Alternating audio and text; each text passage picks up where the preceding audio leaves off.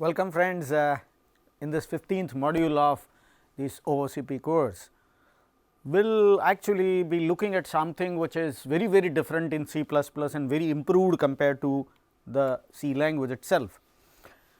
We have the C legacy of arrays, we can define arrays and use them for various purposes in C as well as in C++. So, is there arrays are there in C++ as well, and is an excellent thing to have, because that will enable us to work on collection of objects together using loops of various types. Okay. Before we proceed further, I must convey to all of you that if you have little idea about C++ arrays and strings, I would rather request you to have some background knowledge about them before learning this module, because that is the prerequisite for this module. Anyway, so we already have seen that the arrays containing other things are there in C++, but in C++ array also contain objects. Okay. So, that is an important thing, they contain objects as well, but they act in the similar fashion. It is not something that is very drastically different, almost the same way. Okay. But then can use these elements can use dot notation to act like objects. Array elements are objects in this case, and they are acting like objects.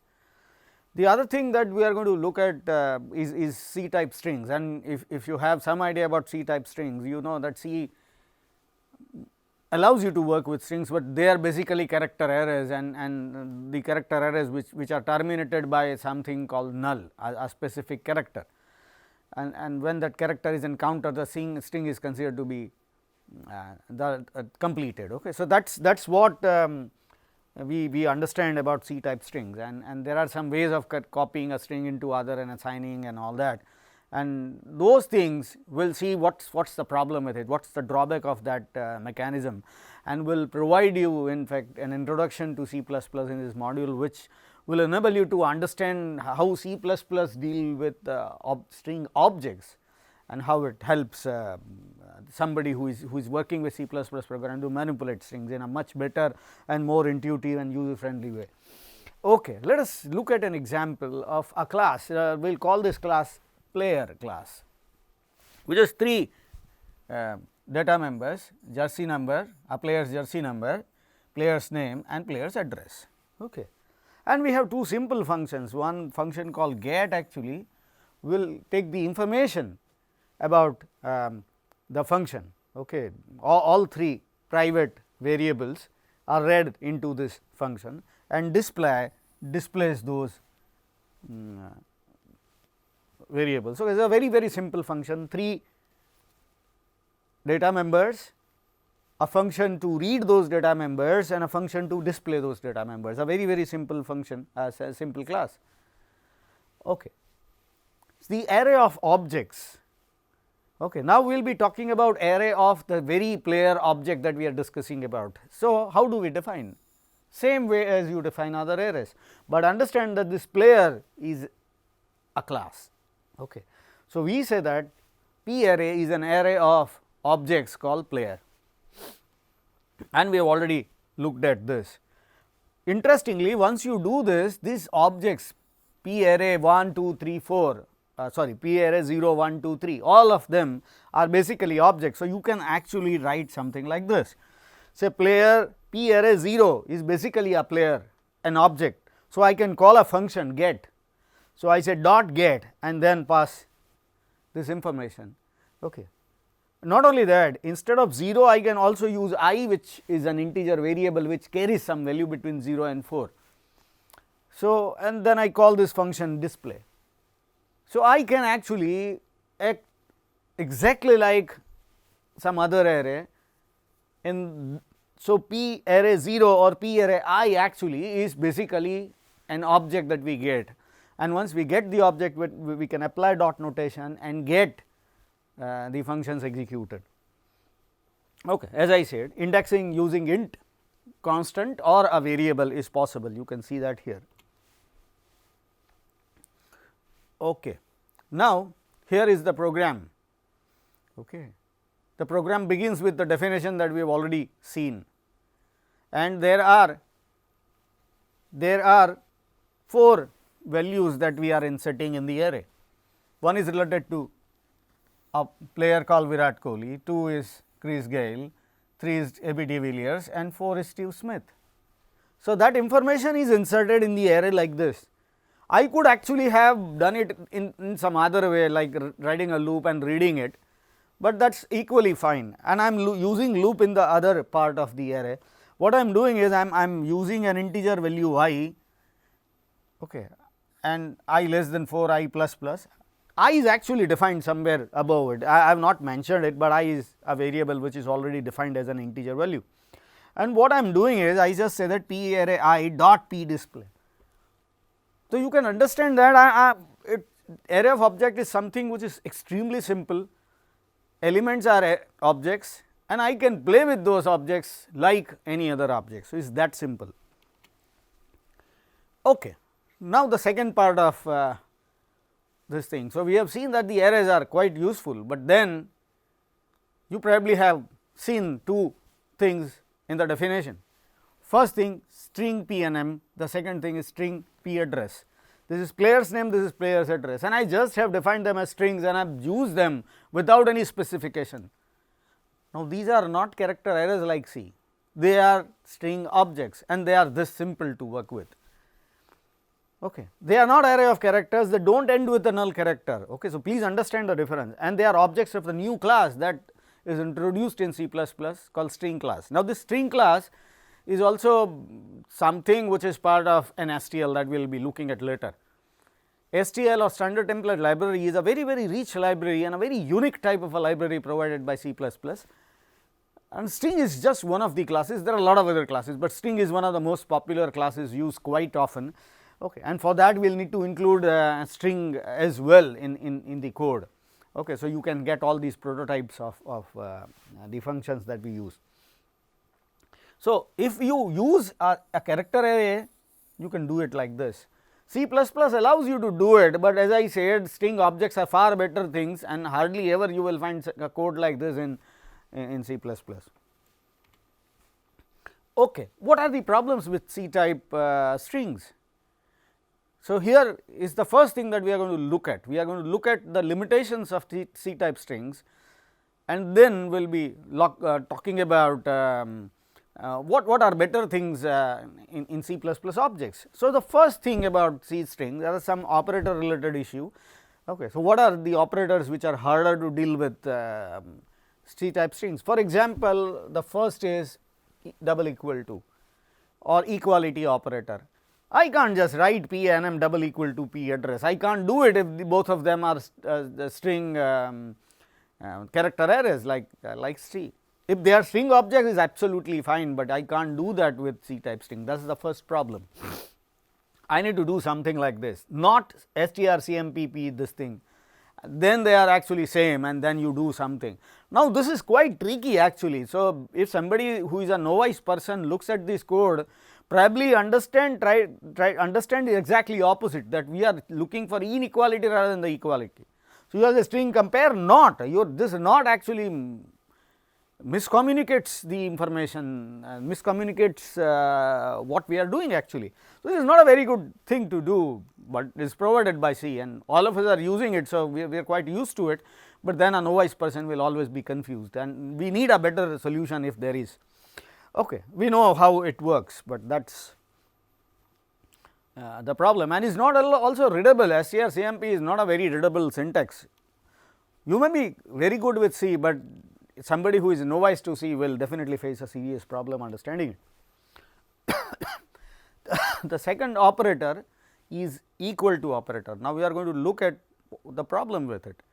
Equal to operator can be used for many other cases of assigning an object to some other object, but in this case I cannot do this thing. There are two players and one player name and second player name. I cannot assign if they are string C type strings. If they are C++ type strings, this is possible, but it is not possible with C type strings. If both of them are character arrays, I can't do it. I will have to use strcpy, okay, copying one into the other, but that strcpy also sometimes create a problem, because it is not as readable as this. This is very readable. Anybody reading this will understand that this is assigned to this and there is no question of ambiguity. Here there is a question. Somebody might understand this thing is copied into this and somebody else might understand exactly opposite. So, strcpy is not all that good. If we have this is always better. So, that is the second problem with C type strings. Obviously, it is not readable because it is kind of a function, this is very readable and this is not.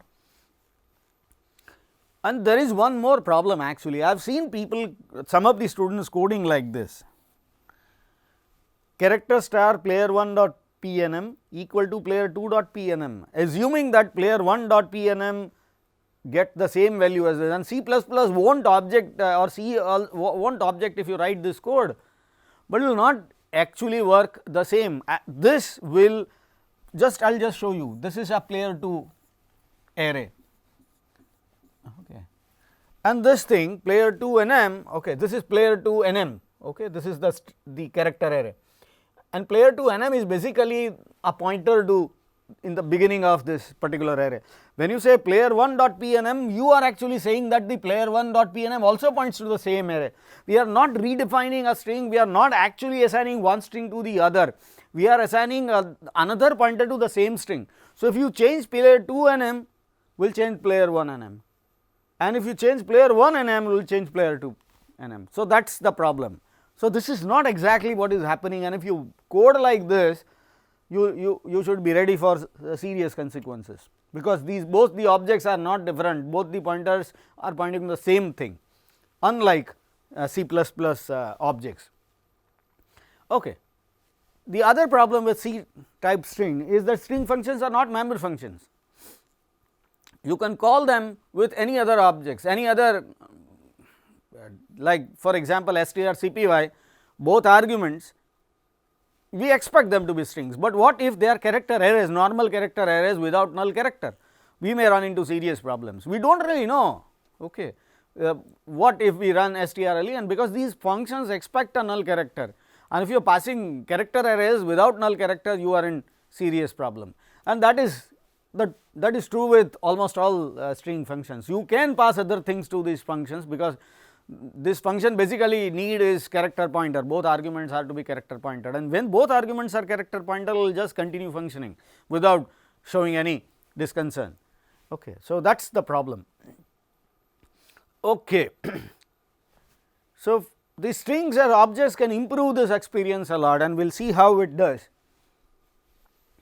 Okay. So, let us start talking about string objects, because they work exactly like built in string type. So, if you are using string objects, is as if string is a built in type, you just define them, use them and forget about the rest, and most of the things work with C++ strings, which work with any other variable. For example, defining a variable is extremely simple. I just say string name, now it is I am just defining that name, that is all. I can compare name double equal to other name, I have defined both of them, string name and other name, and then some code, and you can write name double equal to other name. You are actually comparing, if these two string objects are the same, it will return true, otherwise it will return false. Same way, I can also initialize string somebody with this. Now, this is basically a string constant, and I can assign it to a string object called somebody, and this is this simple, and you can see that this is something which you do with integer objects and other, like you can write int I equal to 5. Now, this is absolutely fine. The same thing is happening here, I equal to 5 or int I 5, both are the same thing, both initialize I with 5 at the very time defining it. It is also possible to copy, you just say that first equal to second. So, second is copied into first. Now, they are not the same, it is being actually copied. Now, that is again another advantage of C++ strings. Initialization is also possible, and there are constructors available with C++ objects which can help us getting it done. For example, string pnm some other pnm. Now, there is some other value, and I am initializing it with initializing pnm with this, that is allowed. I can do the same thing equal to the same as above. Okay. Not only that, I have some character array like this, and please understand that this is a string, a C type string, I can actually use that thing to assign a value to this thing at the time of initialization. So, that is again possible, and I can even use a string constant like this to initialize my string object, and both ways, single value like this, or you can write equal to. Okay. So, it is as good as any other data type.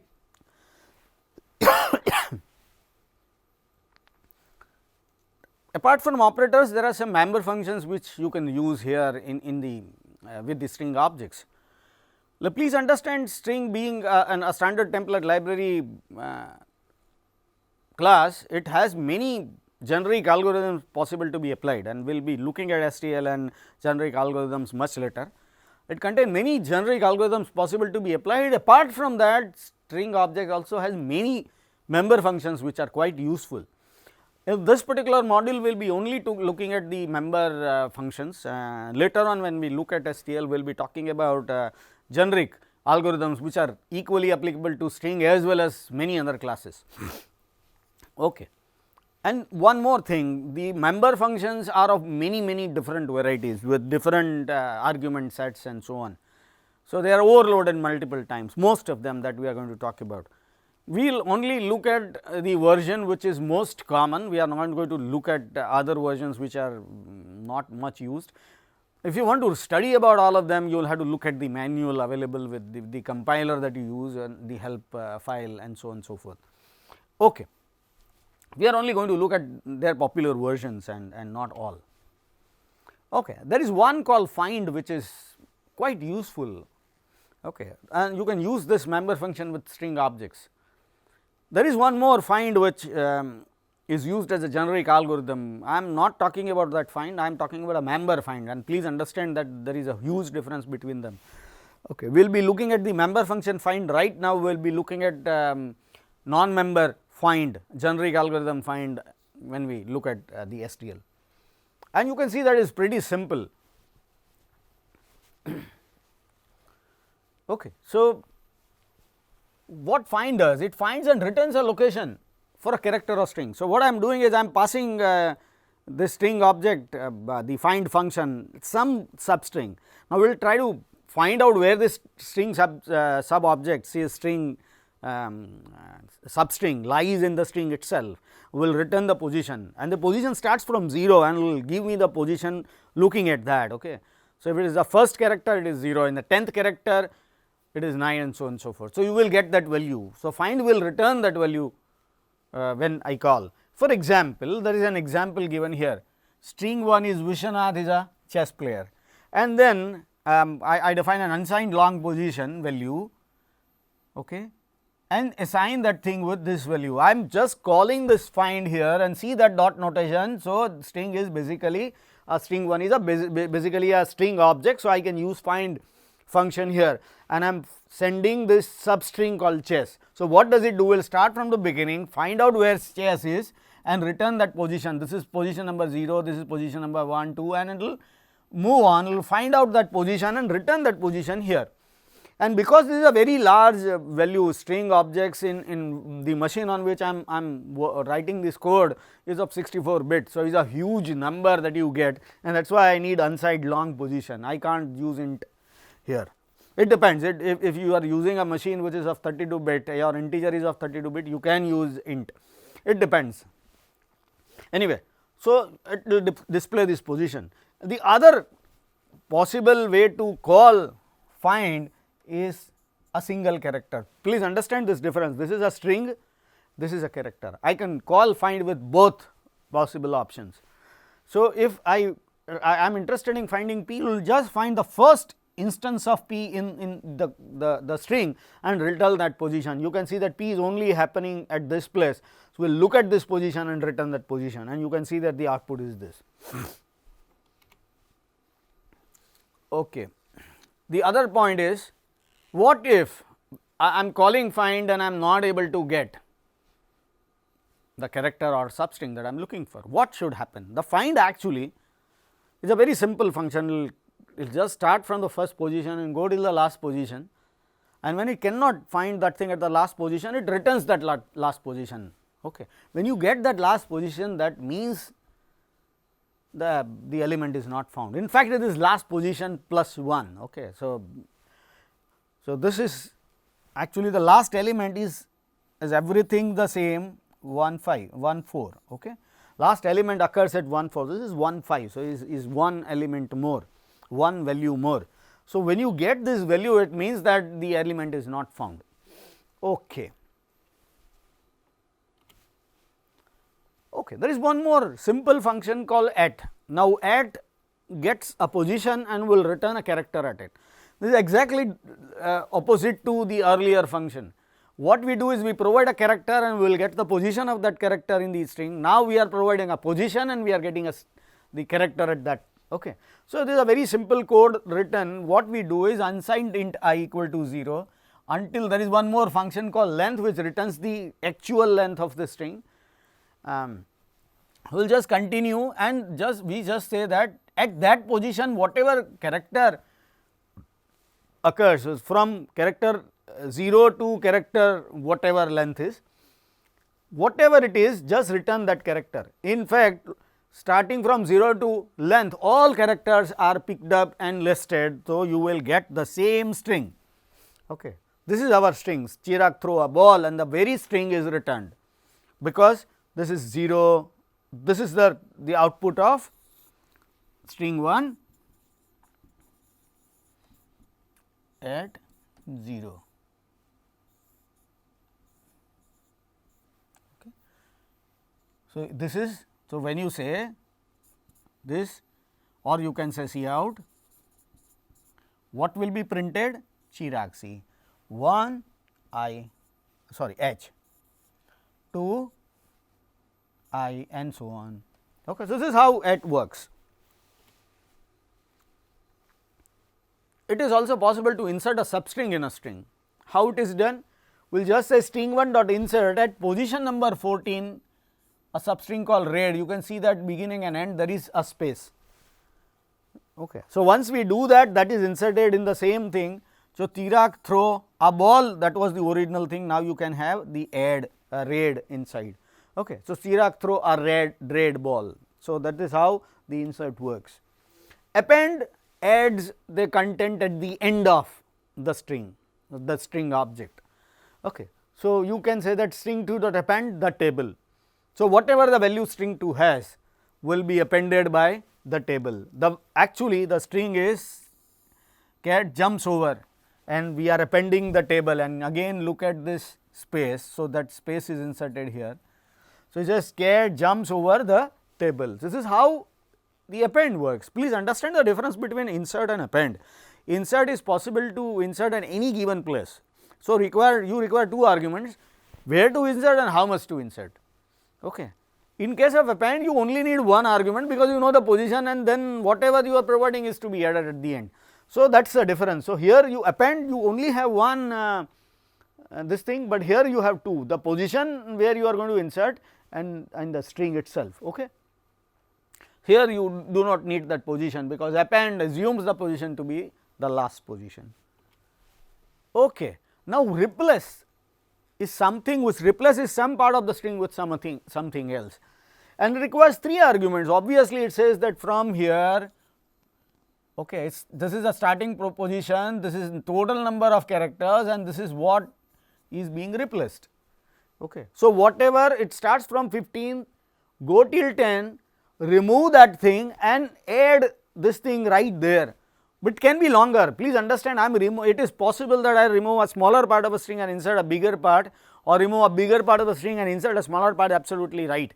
I do not need to replace the string with exactly the same length of a string with the same length. Okay, it is not required. So here it replaces table with the chair. So once I do that and I say C out string 2, what I get is cat jumps over the chair instead of the table. So it replaces it. Erase is very similar to replace, but there is nothing to be replaced actually. So it just erases, it only does the first part.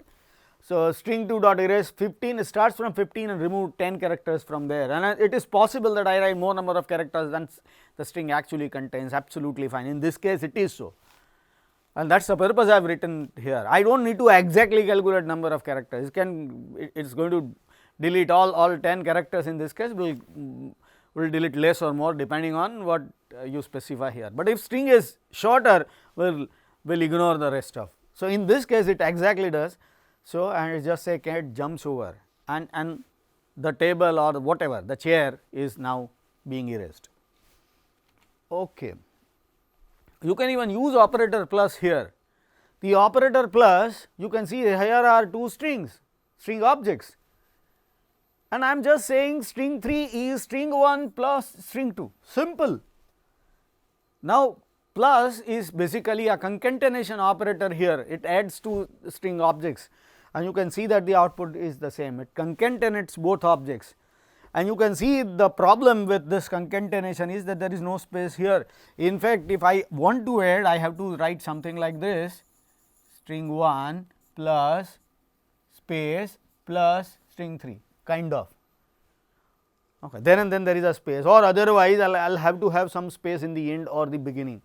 Okay. So, here are this is something which is very important for us. You can use equal to operator for assignment like this. You can use double equal to operator for comparing. I have already told you that C type strings will not allow you to do this, but double equal to allows here. Okay. You can even use greater than operator for comparing. When you use greater than operator, it is compared according to the lexicographical order, or lexicographical order is something that you find in the library. So, A occurs before B, and so on and so forth. So, is exactly in that fashion the strings are compared. Not equal to is also available, double equal to is available, not equal to is also available, it checks for the inequality of these strings. Okay. And you can use the array subscript operator the same way as you use like cout string 1 0 1 2 3. So, this is precisely what we are doing, till the length of the string will loop around and display every character. We have used at, if you remember, at I, but this is a better version, hardly ever at is used, because this also is available with us, okay, array subscript operator. So, it actually can replace.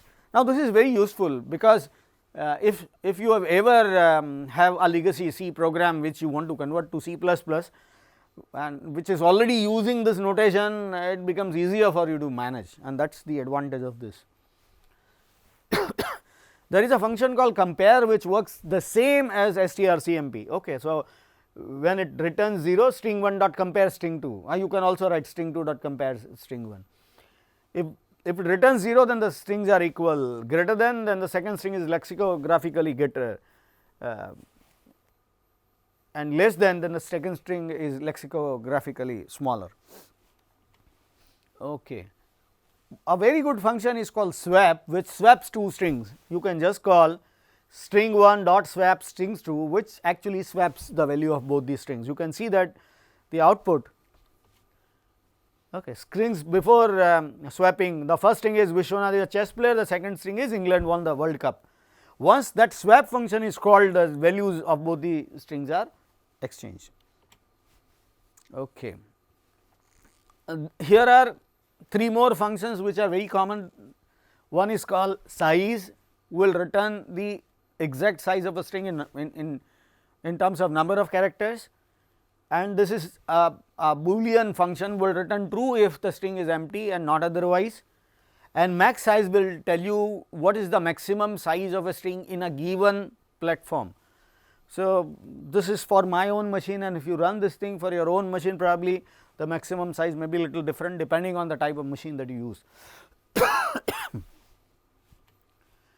And there is something called resize, will increase or decrease the size of a string. Okay. So, both examples are given, I use, and there is a function called resize which is being used with a new size. Okay.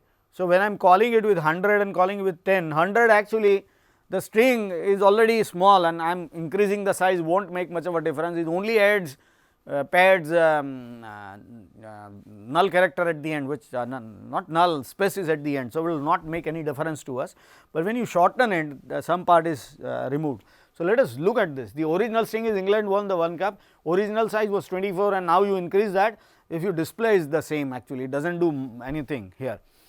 Okay. And the original string is this, and original size of the string is 30. Now, and when we resize it becomes 10, and now you if you resize string is a smaller one. So, with that note, we conclude this module. In this module, we have looked at how C++ arrays additionally can have objects as the elements, and we have also seen how string objects work better than more intuitively, more user friendly, more like other objects in C++, and is how easy it is to use string objects, and why most of the programmers do not prefer to use C type arrays when they use C++. Okay. So, with that note we will conclude this module. Thank you friends, thank you all.